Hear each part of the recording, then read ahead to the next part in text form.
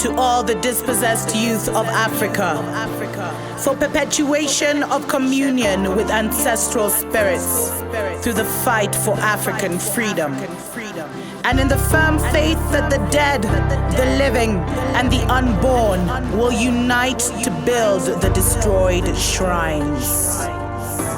Selah. Hello and welcome, beloveds, to Wake Up Africa. My name is Dr. Mumbi Saraki. How you doing? How's everything going?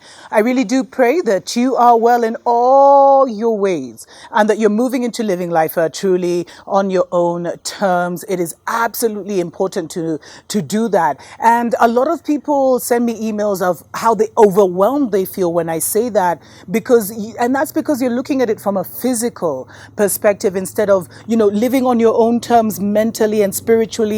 And then the physical will sort itself out. That's how we need to orient, beloveds, because the world is upside down and back to front, and many are caught up in the fall of Babylon because they were never, taught to live their own lives on their own terms. It's always, you're born into this system, you're cultured into this system through the education system, which is now compulsory in most African countries.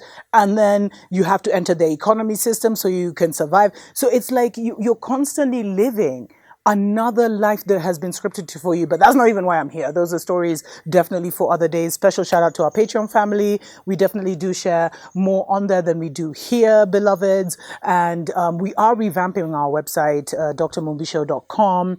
But in case you want to find those old stories about what was going on in Africa before Babylon fell, the Babylon system in Africa, definitely go and check those out because we will be taking them down soon. I think they are on Library. I used to have I have an account there where you can find all those old news, because a lot of the things I said are manifesting now, beloveds.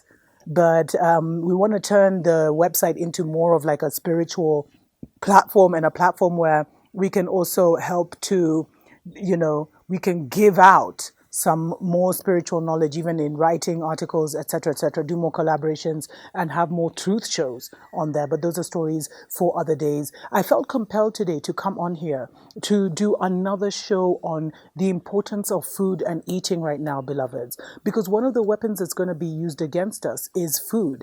And some people were saying that sometimes some of that nanotech may even be getting into our bodies through food. So it's very important. And I did a whole show on the importance of blessing your food, of speaking love, light, power, strength, sustenance into your food, putting that spirit into the food so that spirit is what enters your body. I also talked about how we should be making it a habit to clear all the things, all the chemicals and impurities that have been put in that food, and to take it back to what it would look like in its original form. And that can happen because, we're mental, spiritual beings having this physical experience. So you have much more control over your physical experience, but that level of control is determined by your faith and by your spiritual refinement. So I wanted to talk today about just the act of eating and how we have to move into making it more of a spiritual and meditative act, especially in the seasons and times that are coming, beloveds. And it's so important to just be aware of the kind of environment that you eat in, the kind of conversations you're having when you're eating. And this is something, my spiritual teacher has been stressing for so long, because I'm one of those people who I'll be eating and then someone will call me and then, we're having a conversation. I rarely speak on the phone, but we're having a conversation, and whatever we're talking, as I eat, that's what I'm digesting. Like, it's going in deep. And it's only when I started to practice silence and like sitting under a tree or sitting in nature when I have the opportunity, to have my meal, to take in my food and not be taking in any electronics. Because I used to love eating in front of like a show, watching a show, seeing what's up on Twitter, like being on social media. But it's like my teacher was telling me, as you do that, as you're taking in your food and you're kind of concentrating on that, you're ingesting all that stuff to a deeper energetic level. And so they've got you. and these TV, what were they called? Those TV meals where whatever, sitting in front of the TV. I don't know what they're called, but anyway, you can remind me in the comments below. So, beloveds, it is so important now to make eating a meditative act, especially because engineered farming is coming. So you need to change up your relationship with food. Because you see, it's a mental world, we're spiritual and mental beings having this physical experience, manifesting this physical experience. But there's things that have been made subconscious habits, like eating, and you only feel full when you physically eaten a certain amount of food. Like, you need to get beyond that. Otherwise, when this whole, programming of famine kicks in, I don't know why I'm dropping so much today. When this whole programming of famine kicks in, beloveds, they're going to get you if you can't have your 3 meals a day or whatever. So you need to develop the habit of eating in a meditative way, in silence, being very careful of what you're taking in. Because if food is your sustenance right now and they've weaponized it, then it's really, you have to eat it with the highest level. And remember, you have the power to change anything that affects your experience and your reality. But many of us are ignorant, so we don't even do it. So the first dimension is praying and speaking into your food, speaking power into your water.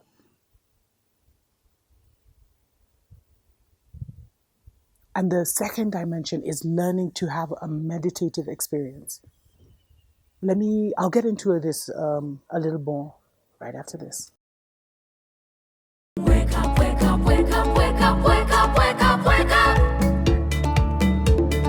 Wake up, Africa. Welcome back, beloveds, to Wake Up Africa. My name is Dr. Mumbi Seraki. Thank you so much for joining us. Don't forget to like and share the video so that, it kicks in with those YouTube algorithms and more of our people get to see it. I'm talking today about the importance of, making your eating almost like a spiritual practice. It is so critical in the seasons and times that are coming. And also just changing up your relationship with food, beloveds.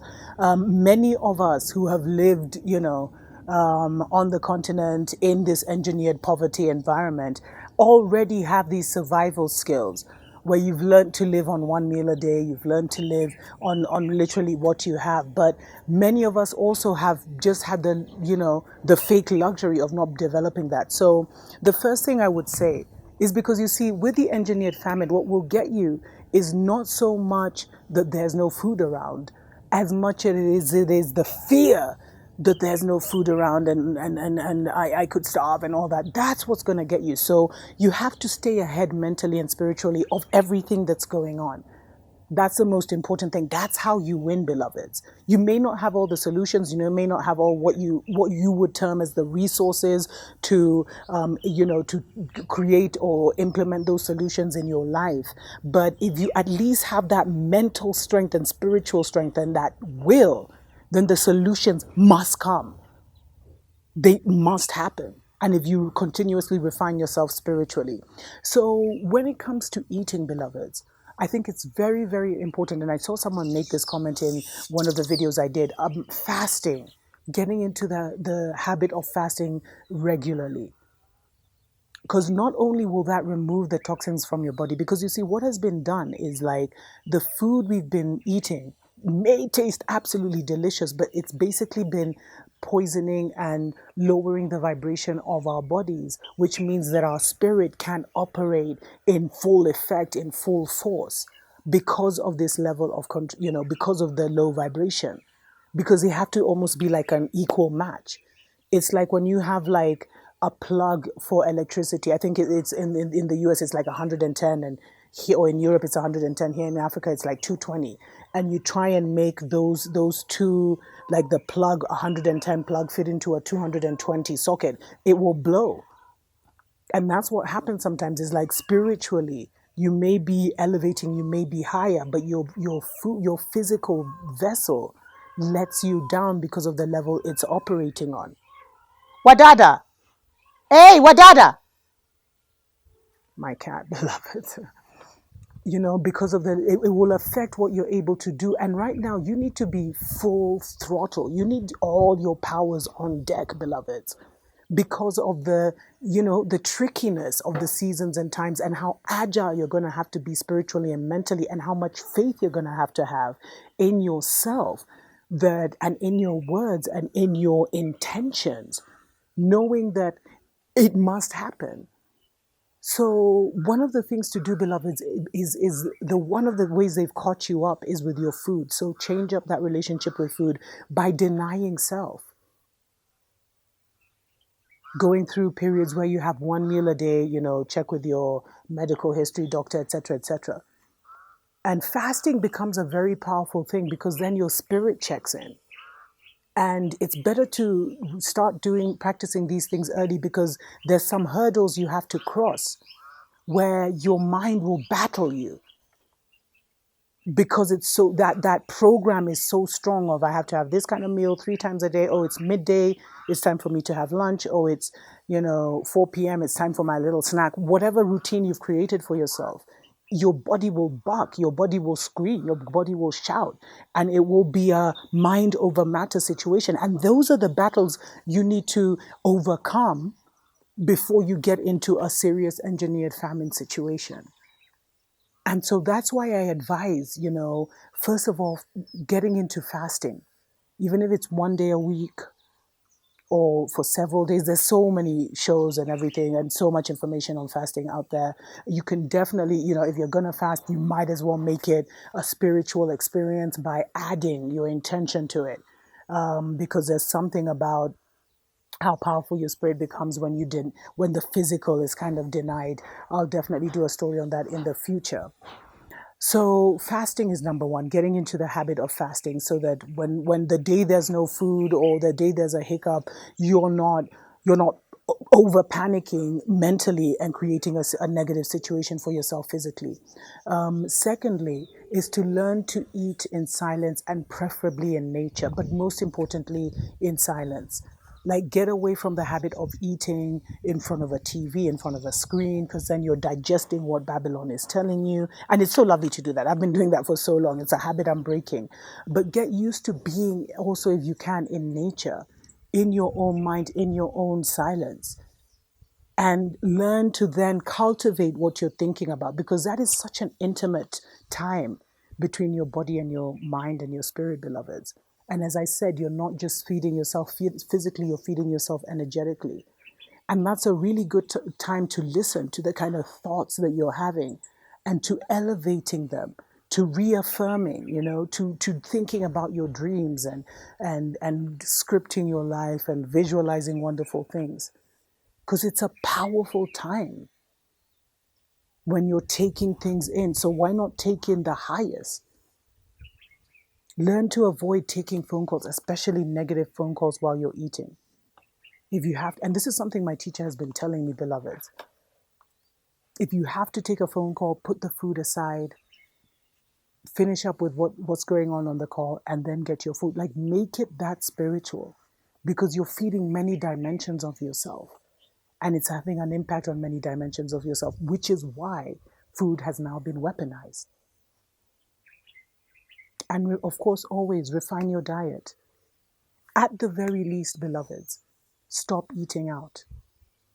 Stop eating, and if you look at the restaurants, especially the high-end ones, they have all this ambience music and these vibes and the colors and the lighting. All of it is done to create that. But, what many people don't know is that a lot of restaurants are owned by society people, and they harvest energy as you eat. That's what this whole world is about, beloved. So nothing is just for free. You pay physical money, but have you ever thought what you're paying spiritually for eating in that restaurant, for eating in that fast food chain? And have you ever thought that maybe it's what you're paying spiritually and energetically that is blowing up these chains and making them massive international corporations? Until next time, tuko pamoja.